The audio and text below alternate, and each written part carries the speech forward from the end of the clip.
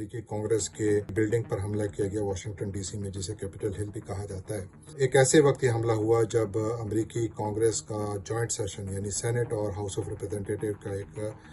Joint session یا مشترکہ اجلاس جاری تھا، جہاں پر کہ 2020 کے صدارتی انتخابات کے جو نتائج ہیں ان کی تصدیق کی جا رہی تھی، جس کو سرٹیفیکیشن بھی کہا جاتا ہے۔ اس سے پہلے چند گھنٹے پہلے واشنگٹن ڈی سی ہی میں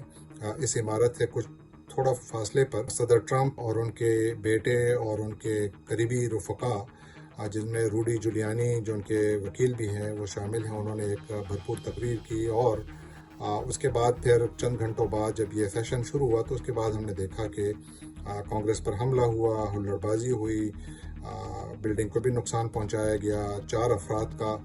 کی موت بھی ہوئی، ایک کو گولی ماری گئی، ایک خاتون کو، اور 3 افراد میڈیکل ایمرجنسی کی وجہ سے جان سے گئے۔ یہ تمام ایک بہت زیادہ شرمناک واقعات تھے، جس نے پوری امریکی قوم کو ایک بہت زیادہ افسردہ کر دیا ہے۔ غصے میں بھی ہیں لوگ، اور سوال ہر طرف سے اٹھائے جا رہے ہیں، ایک نہیں دسیوں سوال اٹھائے جا رہے ہیں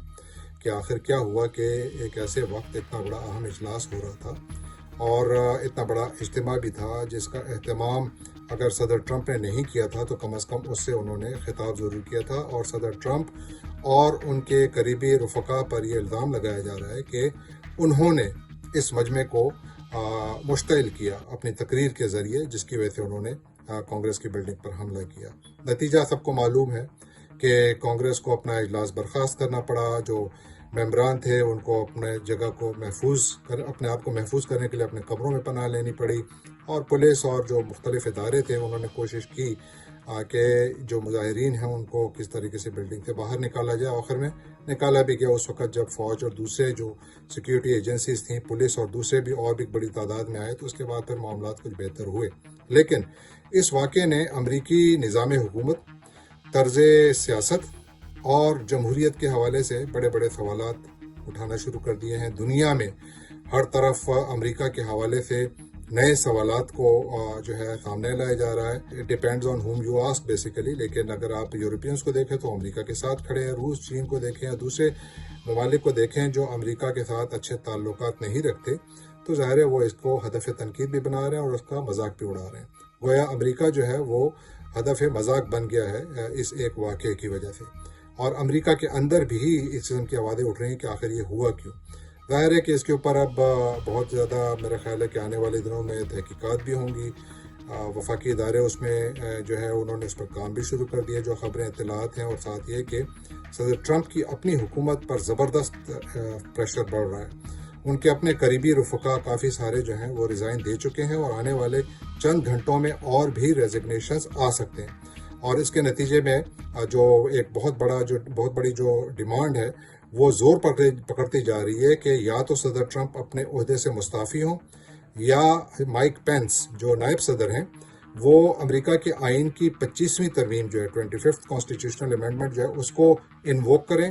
اور صدر ٹرمپ سے صدارت کا اختیار لیں، اور کابینہ اور مائک پینس جو ہے مائک پینس صدارت سنبھالیں بنیادی طور پر، کیونکہ صدر ٹرمپ اس بات کے اہل نہیں رہے کہ وہ حکومت کر سکیں۔ یہ ان کی جو ناقدین ہے یہ ان کا مطالبہ ہے۔ اور دوسری جانب کانگریس کے اندر جو ڈیموکریٹک پارٹی سے تعلق رکھنے والے افراد ہیں، انہوں نے بھی یہی مطالبہ شروع کیا ہے کہ اگر آپ یہ ریزائن نہیں کریں گے تو ہم مواخذے کی تحریک لائیں گے۔ اب یہ تمام واقعات اس وقت ہو رہے ہیں جب صرف جو بائیڈن کی جانب سے حلف کی تقریب جو ان کی ہونی ہے 20 جنوری کو انہوں نے حلف لینا ہے، تو یہ صرف 13 دن پہلے یہ سارے واقعات ہو رہے ہیں، اور معاملات جو ہیں وہ کافی سیاسی طور پر بگڑتے جا رہے ہیں۔ بہت سارے سوالات امریکی جمہوریت کے حوالے سے اٹھائے جا رہے ہیں، بے شک کہ اس سے امریکی نظام جمہوریت کے اوپر بہت سارے سوالات اٹھ رہے ہیں جو جائز بھی ہیں، بہت ساری تنقید بھی ہو رہی ہے، وہ بھی جائز ہے، لیکن کیا اس کا یہ مطلب اخذ کیا جانا چاہیے کہ امریکہ ایک غیر جمہوری ملک بن گیا اس واقعے کی وجہ سے؟ تو شاید یہ درست نہیں ہے۔ امریکی جمہوری ساکھ کو ضرور بہت زیادہ نقصان پہنچا ہے، امریکہ کے اندر اور امریکہ کے باہر۔ آنے والے دنوں میں جو بائیڈن کے اوپر یہ ایک بہت بھاری ذمہ داری ہوگی کہ وہ کس طریقے سے امریکہ کو اس مشکل صورتحال سے نکالتے ہیں،